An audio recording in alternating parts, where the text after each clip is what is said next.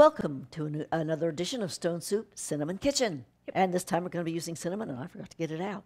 Yes, Fresh you cinnamon. do. Oh, this is still Rhiannon, and I'm still Sandy. Hey-ho. And we've had a request from the love of my life who wants me to make cinnamon wonderfulnesses. Also known as cinnamon cookies. Also known as, well, cinnamon roll cookies, Sort of I a mean. cinnamon roll cookie that I make.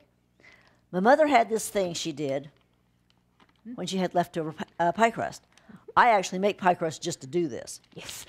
I have here 4.5 cups of flour. This is actually a batch and a half. And I'm going to put in 1.5 cups of Crisco. This is the butter flavor Crisco. Which is why it's yellow. Yeah, it's supposed to be this color. Don't freak. Yeah, Crisco has come out with, like, that's a cup right there. Yes. I don't So I know need how a many of you have done this, but trying to measure out Crisco from a can into a cup and then scrape it out of the cup was an immense pain in the ass and more than a little messy. Not to mention, this is a pastry blender. Oh, I forgot the salt. I need What can you do? salt. Did you get me a half a teaspoon? You said a tablespoon and a teaspoon. This recipe calls for 1.5 teaspoons of salt. I don't use all the salt because I think most recipes call for way more salt than you need. 1/4 of a teaspoon. Okay, this is 1/4. So, see? Close enough. Oh, it's enough. We always Short the salt anyway, just a little bit. Now, I have to blend this. This is going to take a few moments. Yes. Now this is referred to as cutting the Crisco into the dough. Only certain bread type products require this kind of thing because if you try to stir it straight in, it is not going to work. You have to break it up. This is what I get when I'm done. We'll do show you in the close up. Is they described as Mealy, isn't it? mealy. Do this until it looks like meal. No, not everybody these days knows what that means anymore. Yeah, seriously. There's some stuck on the side there. I want to scrape off. Where? There. Oh. Every once in a while, you have to scrape your pastry blender. Because, hey, imagine that. Crisco and or butter is sticky and will cling to it. Yeah.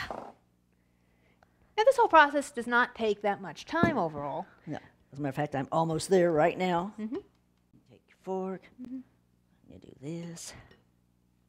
I'm just kind of stirring here, getting things nice. Now, Mr. Cameraman,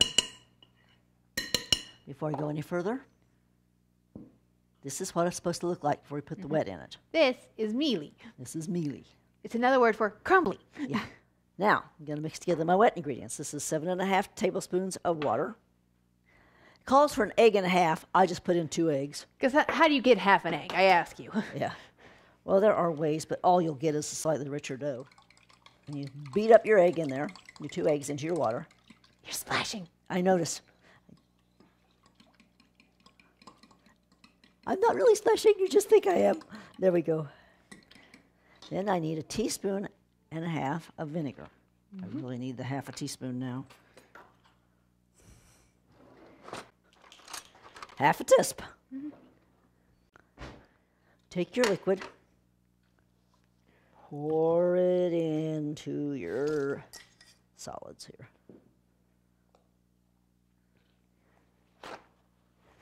And you stir it until it sort of forms a dough ball.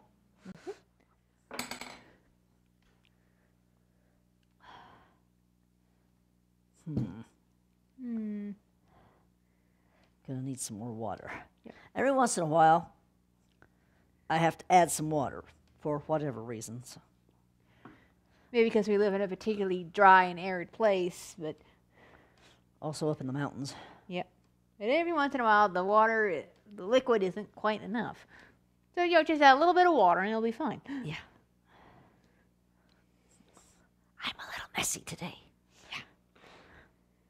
I'm all excited because I love Cinnamon Wonderfulnesses. Oh, we all do. Yeah. Oh, you Yeah, know we make what? great big logs of these things. They don't last much more than 2 or 3 days. Oh, days my arse.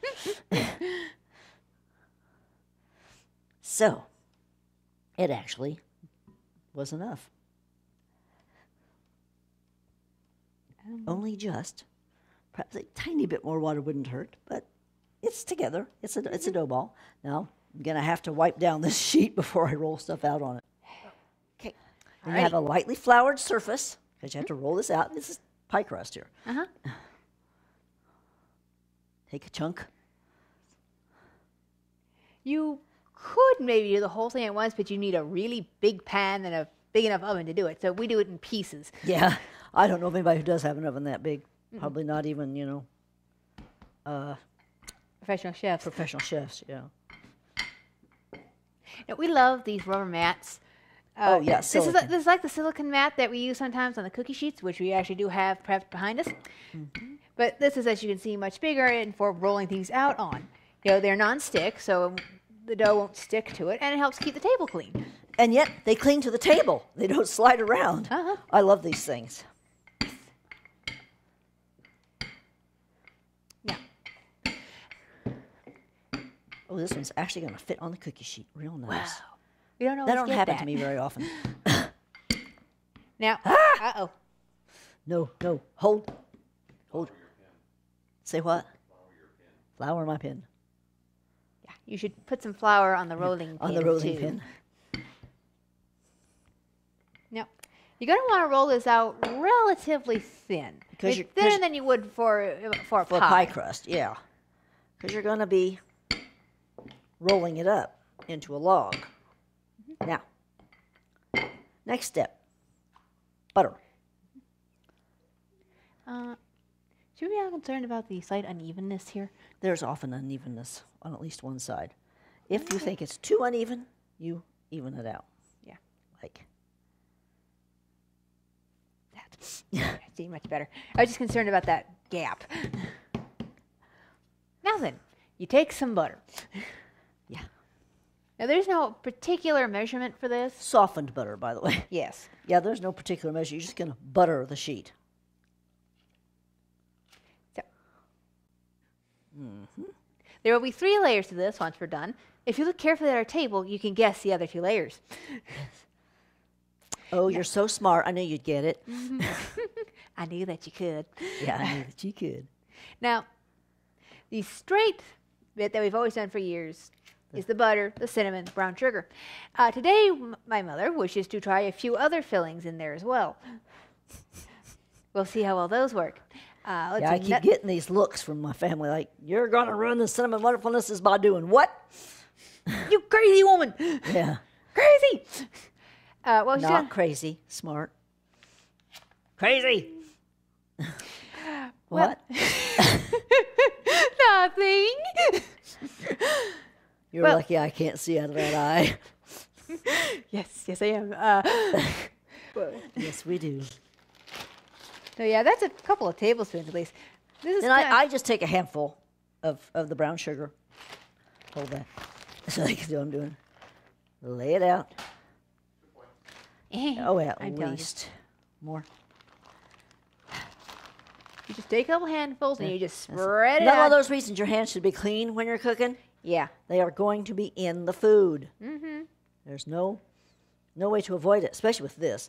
Oh, the brown sugar is my innovation. My mother always did it with white sugar. I don't think Yes. brown sugar even occurred to her. Mm-hmm. But one day I said to myself, I said, brown sugar is richer. Brown sugar is tastier. Brown sugar is more wondrous. Yes. Let us try brown sugar. Oh, And oh my goodness.